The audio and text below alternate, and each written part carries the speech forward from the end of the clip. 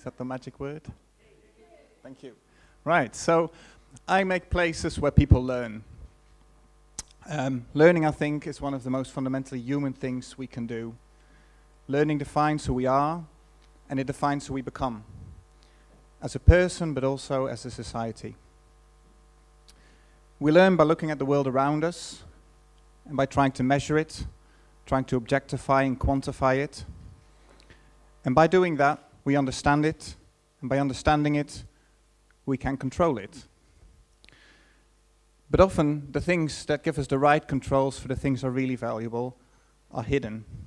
Things are not easily quantifiable, and things are often subjective. And so if we're not careful, we end up measuring and controlling the wrong things.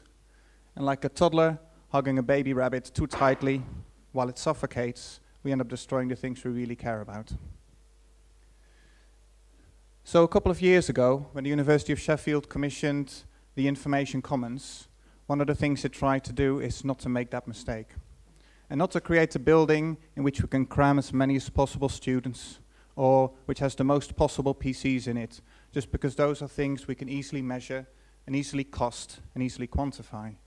But instead we tried to create a building in which the maximum amount of learning can take place. And so that means the Information Commons is a really nice place to be. And that's not just a luxury, because happy people have been proven to be about 30% more productive. And so if you invest in a space where people can be happy, you're actually investing in something with a very tangible return. And the way we do that is by trying to give people space. Personal space, so that you're not just a transient user, but you're actually comfortable to commit to a space for a longer period of time, by decreasing the density of the furniture that we have in the IC, by breaking up spaces, by using different colors and different shapes. We try and avoid straight lines and break spaces up by using more irregular shapes, giving you more of a sense of personal space and a bit of privacy, even if you're sharing it with a large amount of people.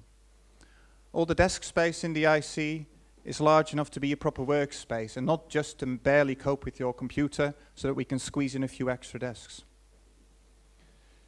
One of the other key things about the IC is that we want to provide choice. Because we're all different, we all learn in different ways, and we have different preferences depending on our affinities and our abilities, but also depending on what we're trying to do at a particular point in time. And so in the IC there are large spaces with vistas and light, there are informal and formal spaces, and there are small little corners where you can hide away if you want to. We try to cater to everyone's needs, or just to cater to people wanting to get away from the place that they've been at for a long time already, and just want to change the scenery to reinvigorate their brain. Because you can use the IC for a very long time, and we really want you to be able to. We're open for 24 hours a day, for 365 days in the year, and surprisingly enough, you can go at any point in time at 4 a.m. in the morning, and you will still find hundreds of students in there studying. And leading up to the exam times, there will be well over 1,000, even in the middle of the night. And so that means we've had to think about lots of services and spaces to cope with that type of use. So the IC has showers, it has prayer facilities, it has a cafe that provides food and drink for 24 hours a day during term time, and you're allowed to take that food and drink all throughout the building. Because just like you, students really like a cup of coffee on the desk when they're working, especially in the middle of the night. And so we don't have silly rules that are really about our full sense of control, about making spaces easy for us to manage, rather than valuable spaces to learn. And in all honesty, we don't really need those rules, because our students really treat this as their second home, and they take reasonably good care of it and of each other. And so the IC is more than just a space, it is also a community.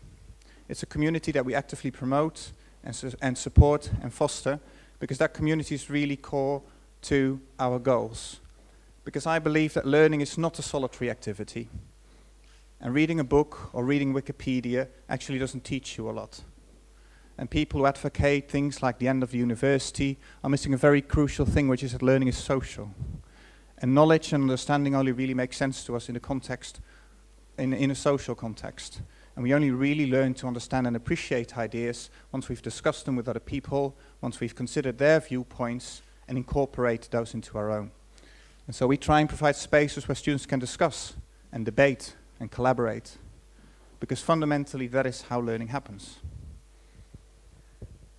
And of course, you can't really change learning without also looking at teaching.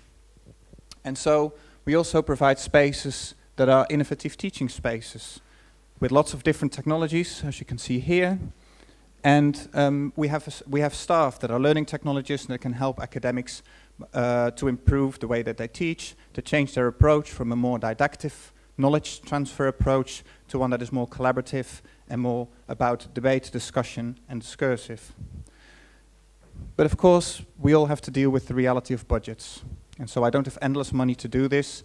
I'm accountable for how money is spent, and the university is accountable for how money is spent. But the important thing is that we don't try and cut money in the areas that are less easy to quantify and more hidden, but in a sense, in the longer term, have a much more profound benefit.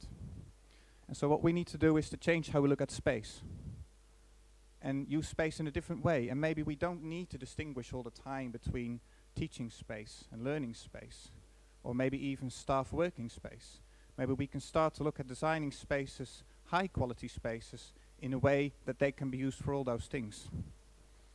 And so this teaching space can also be a space for independent learning.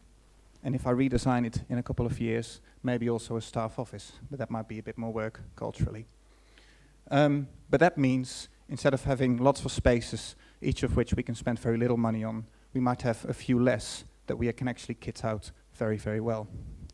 But more importantly, the reason to invest in this is that it also does have very tangible results. About 10 years ago, the University of Sheffield Library was ranked lowest amongst the Russell Group University in student satisfaction. And today, I think my red circle is missing, we are number 1.